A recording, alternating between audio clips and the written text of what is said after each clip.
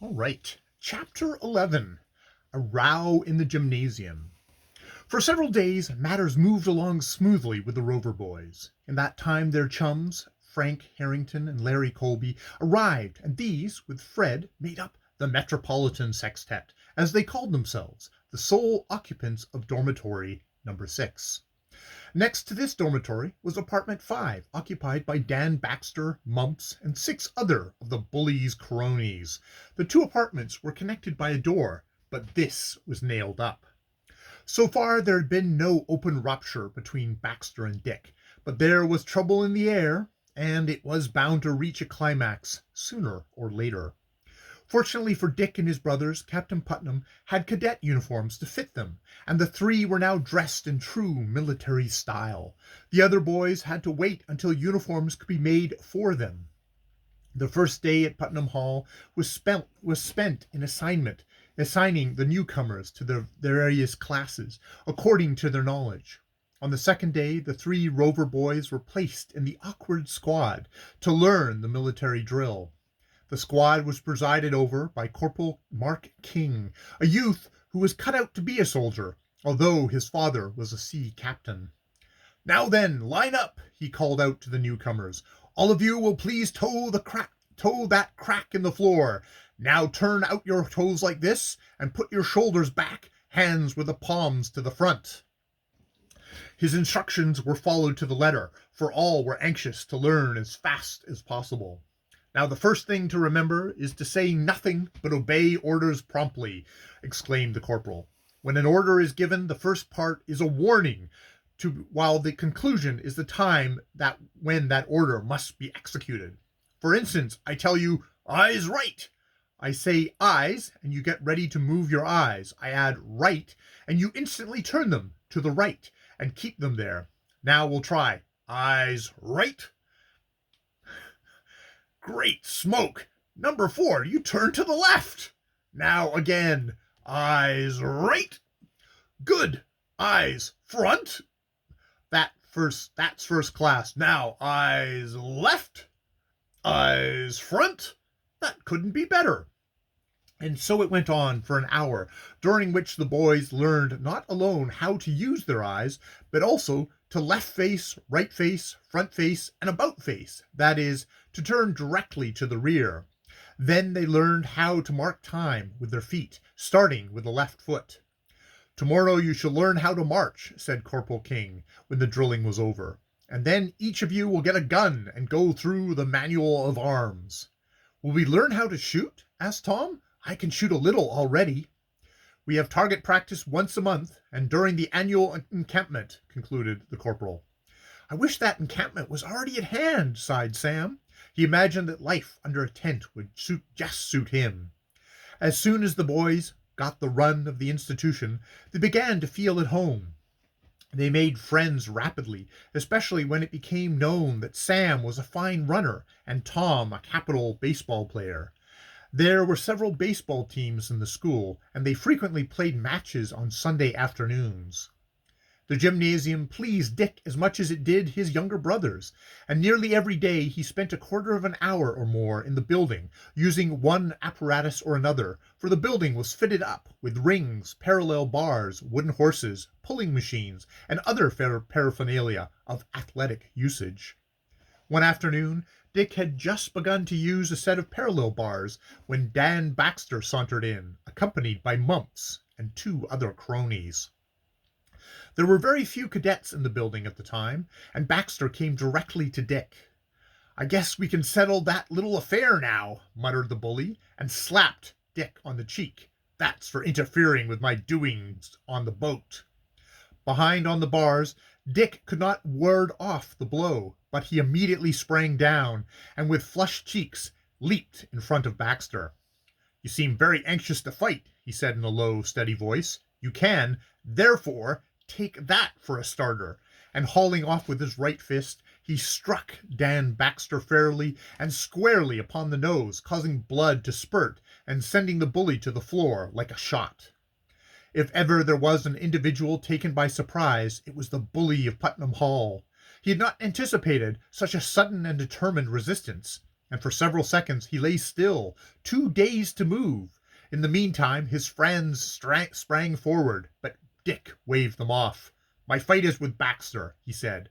"I want you to keep your hands out of it." "You hit him when he wasn't prepared," blustered Mumps, "and he hit me when I was not prepared. Stand back." And Dick made such a show of being ready to attack Mumps that the toady fell back in great alarm. In the meanwhile, Dan Baxter arose and tried to stop the flow of blood with his handkerchief. "I'll get even with you, Rover," he growled behind the stained cloth. "At any time you please, Baxter," returned Dick, "but don't you take me off guard again, or I'll have no mercy on you." "Do you dare to meet me in a fair stand-up fight?" demanded the bully. "I certainly do." "All right, then. Next Saturday afternoon at 3. Dick bowed. "Where?" he questioned. "In the patch of woods behind the cornfield." "All right." "Mum is the word, fellows," said Baxter to his cronies. "You will keep this to yourself, Rover, won't you? How many do you expect to bring to the fight?" "Only the 4 fellows who are here." "Very well, I will bring a like number."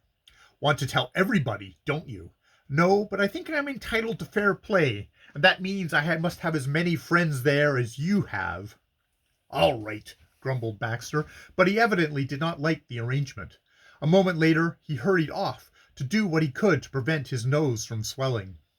Dick told only his brothers and his chums of what had occurred, but the news leaked out that a fight was on, and Saturday afternoon found at least 20 cadets in on the secret, and on their way to witness the mill, as those who had read something about prize fighting were wont to call the contest. Now, lest my readers obtain a false impression of my views on this subject, let me state plainly that I do not believe in fights, between boys or otherwise. They are brutal, far from manly, and add nothing to the strength of one's character. It is well enough to know how to defend oneself when occasion requires, but such occasions occur but rarely. But I have set out to relate the adventures of the Rover boys, in school and out, and on land and on sea. I feel I must be truthful and tell everything just as it happened, not only in this volume, but in all those which are to follow, and, consequently, I shall tell of the fight as the particulars were related to me by Sam Rover, Fred Garrison, and others, details which I am certain are correct. The spot was a sheltered one, and on the edge of the woods 2 spies were posted to warn the contestants should Josiah Crabtree or any other teacher appear, for fighting was against the rules of Putnam Hall, and neither Dick nor Baxter wanted to be caught. Both came to the spot promptly, and without preliminary talking, took off their coats, collars, ties, and caps. A ring was formed, and Dick stepped forward and faced Baxter. The bully was several inches taller than his opponent, and at least 15 pounds heavier. His nose was a bit swollen, and there was a sneer upon his coarse face. "Rover, if you wish to apologize to me, you can do so, and save yourself a thrashing," he remarked. "I'll take care of myself, Baxter. Perhaps you would like me to make a similar proposition to you. If so, let me say it is too late. I came here to give you a well-deserved thrashing, and I mean to stick to my determination." "Phew! But we talk big," muttered Mumps. "You can keep your oar out, Mumps," put in Tom. If you don't, I'll give you a hiding just as soon as Dick is done with Dan." "Will you? Maybe you'll be the one to catch it," muttered Mumps. Nevertheless, he said no more. "Are you ready?" asked the boy who acted as the timekeeper. "I am," said Dick. "So am I," returned Baxter, and hurled himself at his opponent without a second's delay. He had expected to catch Dick napping, but he found himself mistaken. A blow aimed at Dick's face was well parried, and in return Dick hit Baxter heavily on the shoulder. "Hurrah! Score 1 for Dick!" cried Larry Colby. "That's right, old man. Keep at him." "Keep cool, Dan," put in Mumps. "You can polish him off at your leisure." The blow on the shoulder staggered Baxter, and he fell back to become more cautious, and then the 2 boys began to circle around and around, each looking for a favorable opening. At last Baxter thought what he saw what he wanted, and struck out again, and Dick was hit on the cheek. "That's the way, Baxter," came the cry. "That was a teaser. Give him another." Again, Baxter launched out, and now Dick was hit on the arm. He slipped to one side and struck out like lightning, and the bully caught it in the neck, something which spun him around like a top. "Another for Dick!" cried Frank Harrington. "Keep it up!" Again the two boys faced each other, but only for an instant. With a savage cry, Baxter sprang upon Dick as if to fairly tear him apart. One blow landed upon Dick's arm and a second on his chest. "It's Baxter's fight! Baxter is still the king of this school! Might as well give it up, Rover! He's too many for you!" So the cries ran on, while the bully, encouraged by his success, renewed his efforts, and an additional blow sent Dick to the ground in a heap. End of Chapter 11.